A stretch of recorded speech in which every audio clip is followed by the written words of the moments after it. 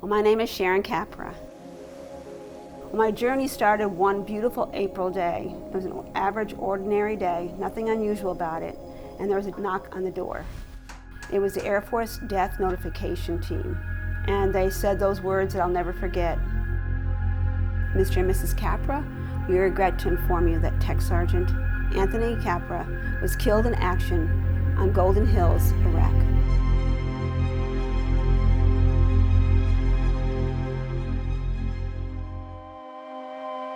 My legs started to shake, my heart started to race. I had no idea what to do. My mind was just racing in despair and sadness, and I fell and collapsed onto the floor.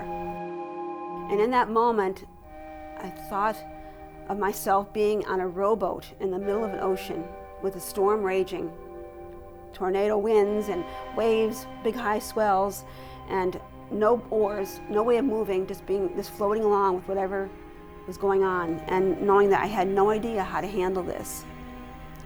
So I looked down on the ground and I thought, Jesus, Jesus, and I kept calling on his name. That's all I could think of.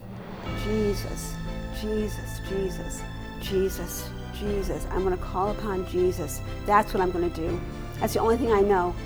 As I called upon him, a light started shining in that darkness, a glimmer of hope, confident expectation that he would take me from that moment of despair to wherever I needed to be, which I had no idea where, but I just rested back in his loving arms.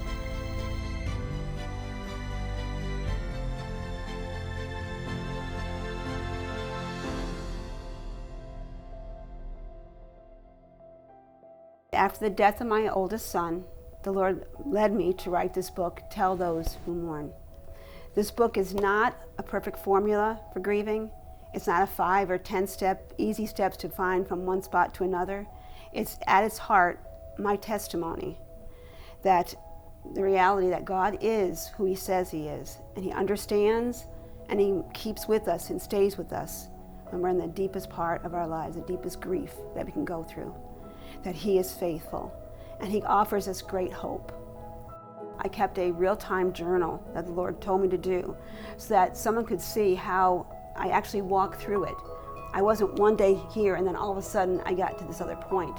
I walked through it and I shared it. And there were times when I talked about the unbelievable and horrible lows, and then these exhilarating highs when I get a revelation from God or a scripture that really motivated me, or maybe even went to church and I remembered a sermon that was taught or a worship song. And so my journey of that whole year was documenting how I hung on to God as hard as I could, and I went from being on the floor to walking out of that year. So during this time, as I'm writing the book, the Lord gave me a faith declaration, and it was, I'm going to be stronger when I get through this than when I started.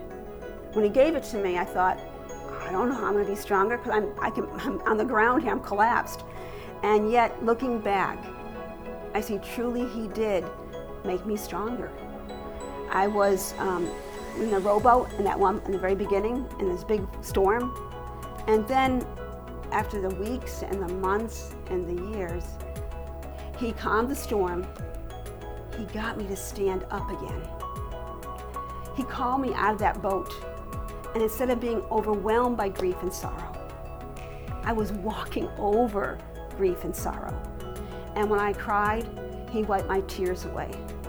And when I stumbled, he picked me back up again. And when I needed someone to share the heartache, he brought somebody at the right time and the right place. We take treasures in every single day of our life.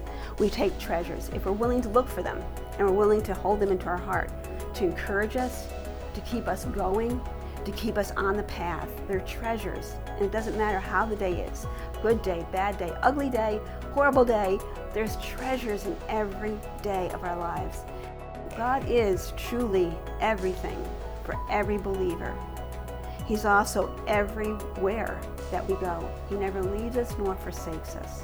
He shows us the way when we think there is no way. For our God is true, and it is He who will deliver you and take you through every day that you ever go through. He is our God.